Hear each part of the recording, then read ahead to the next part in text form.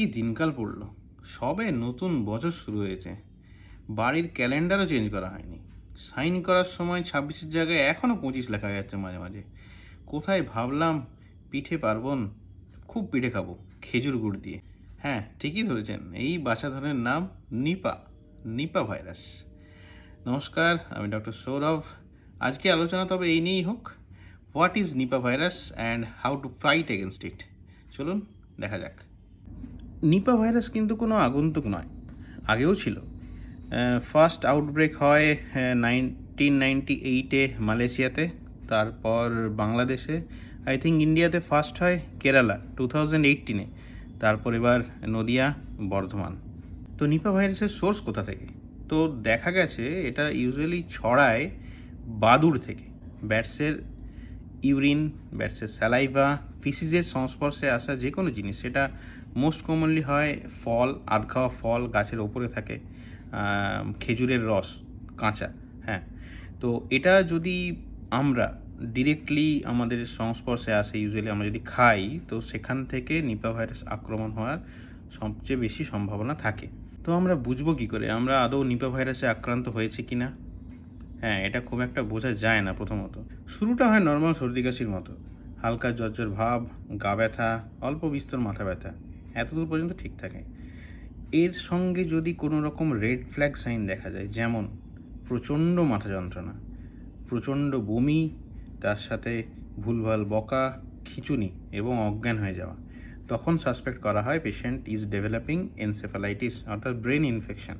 তো একমাত্র এই জন্যই পেশেন্টকে ইমিডিয়েটলি, মেনলি আইসিইউ সিটিংস যেখানে আছে, ভর্তি করতে হবে। এই কন্ডিশনে ভেন্টিলেশন লাগার সম্ভাবনা প্রবল।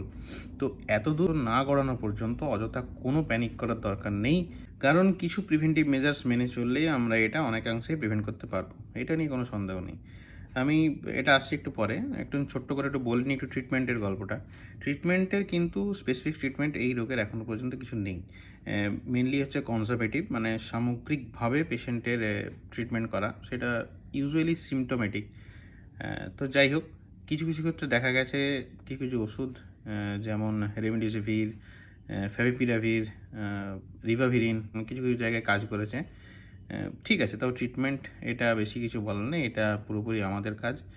এখন যেটা দরকার সেটা হচ্ছে যে টু ফাইট এগেনস্ট ইট, তো হাউ টু প্রিভেন্ট ইট, কারণ prevention is always better then cure. তো তার মধ্যে ফার্স্ট অ্যান্ড ফরমোস্ট কি না হচ্ছে হাইজিন মেনটেন করা, প্রপার হ্যান্ড ওয়াশিং, এবং সেটা 100%লি মেনে চলতে হবে। এবং প্রতিবার খাওয়ার আগে তো বটেই, বাইরে থেকে এলে যে অবশ্যই হাত ধুতে হবে, অবশ্যই, এবং ভালো। নাম্বার 2, আপনি বাইরে গেলে অবশ্যই মাস্ক ব্যবহার করবেন, এবং সেটা যদি কোনো ক্রাউডেড প্লেস হয়, যেমন কোনো গ্যাদারিংস হয়, কোনো অনুষ্ঠান বা ভিড় বাস বা ভিড় ট্রেন, চেষ্টা করুন মাস্ক ইউজ করতে। সেটা শুধু আপনার ইনফেকশন না, যে কোনো আপনার অ্যাজমা, সিওপিডি, ধুলো ধোঁয়াতে যাদের অ্যালার্জি আছে তাদের থেকেও এই শীতকালে বাঁচার একটা খুব ভালো টেকনিক। নাম্বার 3, যেটা আমরা তখন বলেছি যে ভাইরাসটা ছড়ায় কোথা থেকে, হ্যাঁ, কাঁচা আধ খাওয়া ফল, বাজারে যেই ফলে দেখবেন যে ফল ড্যামেজ হয়ে আছে, সেটা সে নিজের গাছেই হোক বা বাজার থেকে কেনাই হোক, খাবেন না, একদমই খাবেন না। আর বাইরে থেকে বিক্রি করা যদি আননোন সোর্স হয়, যেটা আপনি জানেন না, খেজুর রস কোথা থেকে আসছে আপনি জানেন না, সেটা আদৌ ফোটানো কি না আপনি জানেন না, ছেড়ে দিন। বাজার থেকে যাই কিনে আনুন, শাকসবজি হোক কিংবা ফলমূল হোক, ভালো করে চেক করবেন কোথাও ড্যামেজ আছে কি না। ড্যামেজ না থাকলেও বাড়িতে এসে হালকা গরম জলে ভালো করে ধুয়ে নেবেন। 50% ইনফেকশনের চান্স এখান থেকেই কমে যাবে। নাম্বার 4, সর্দি কাশি যদি হয় অযথা ঘাবড়ানোর কিছু দরকার নেই। সিজন চেঞ্জে সর্দি কাশি হতেই পারে, যে কোনো ভাইরাল ইনফেকশনই হয়, এটাও একটা ভাইরাস। তো আগে যেগুলো বললাম রেড ফ্ল্যাগ সাইন, যে প্রচণ্ড মাথা ব্যথা, বমি, খিঁচুনি, ভুলভাল বকা, যদি এগুলো বারবার দেখেন বা নিজেদের পরিজনদের মধ্যে কারো দেখেন, অবশ্যই ডাক্তারের সাথে যোগাযোগ করুন। না হলে অল্প বিস্তর গা হাত পা মাথা ব্যথার জন্য প্যারাসিটামল এনাফ।